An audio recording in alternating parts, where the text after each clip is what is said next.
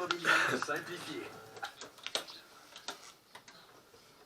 Oui, certainement, 274e chronique de l'immobilier simplifié avec notre expert Patrick Lapanne de l'équipe. Patrick Lapanne, salut Patrick. Et merci, bonjour Sylvain, ça va bien? Très très bien, et toi? Ben oui, t'as bien, merci. On parlait la semaine dernière de l'importance de magasiner son Ouais. courtier.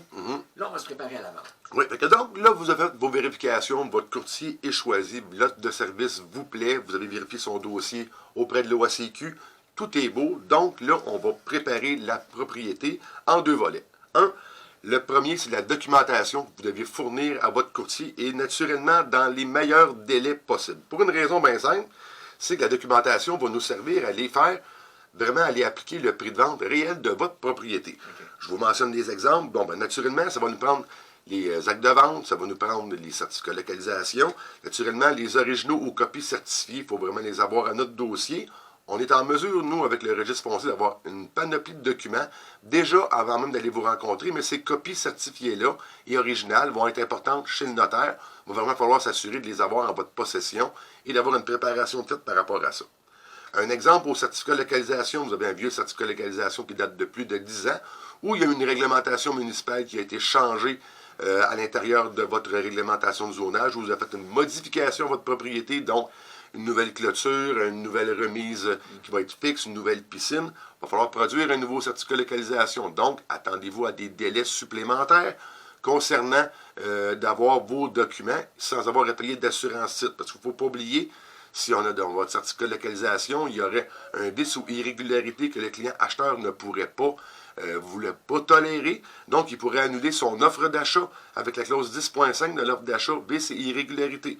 Donc, c'est vraiment important de s'assurer qu'on est à jour dans ces documentations-là. Ouais. Et à titre d'exemple, pour aller implanter le prix de vente sur une propriété dans votre certificat de localisation, si on a une zone de mouvement de sol qui est implantée, donc vous avez le trois quarts de la propriété qui est dans une zone de mouvement de sol, mais votre maison ne l'est pas dedans.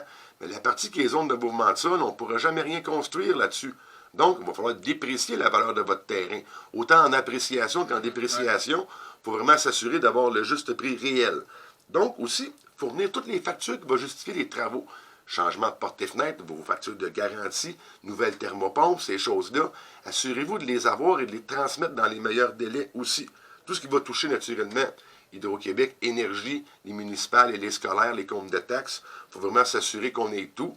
D'autant plus si vous avez une fosse septique et un champ d'épuration, allez chercher à la municipalité directement vos avis de conformité ou vos plans s'ils sont disponibles pour vraiment s'assurer que l'ensemble de l'opération va vraiment être claire, nette et précise dès que la mise en marché va être faite de votre propriété. Ça te permet, toi, de fixer le bon prix dès le départ, parce qu'on a déjà effectivement dit, c'est très, très important d'y aller avec le bon prix oui, au départ. Effectivement, il faut vraiment être très bien listé. Présentement, là, comme je vous dirais, les propriétés, là, on n'est plus comme dans le COVID. Il faut vraiment s'assurer qu'on a le juste prix réel du marché. Avec toutes ces données-là, on va être en mesure de vraiment avoir le prix et vous êtes en mesure aussi de négocier et de fournir les documents aux acheteurs qui vont se présenter.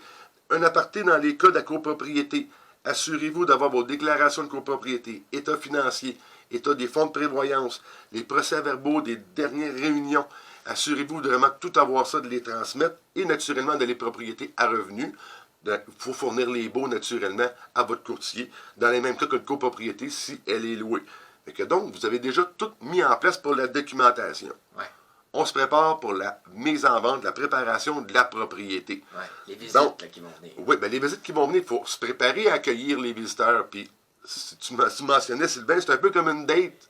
C'est le même principe. Donc, tous les menus travaux que vous avez effectués, les caulkings à mettre, les mécanismes de fenêtre, les robinets qui fuient, les lumières qui ne fonctionnent pas, préparez la propriété vraiment pour l'odeur. Bon, les animaux domestiques, assurez-vous que vos animaux domestiques, que les litières soient propres, que votre toutou qui dort sur un divan, que ce divan-là ou ce gros pouf-là ne sente pas l'odeur de chien. Assurez-vous de C'est un offre pour bien du monde, tu me dis. Hein? C'est un offre pour la majorité du monde. Même nous, quand on ouvre la porte en premier, puis on sent une odeur d'animaux domestiques ou de litières ou de chiens mouillés à l'intérieur de la propriété, c'est sûr et certain que ça donne une réaction olfactive immédiate en ouvrant la porte de la propriété. La bonne vieille tarte aux pommes, ça marche toujours? Ça marche toujours, la bonne vieille tarte aux pommes. Le temps des fêtes arrive, des chandelles odorantes, ces choses comme ça.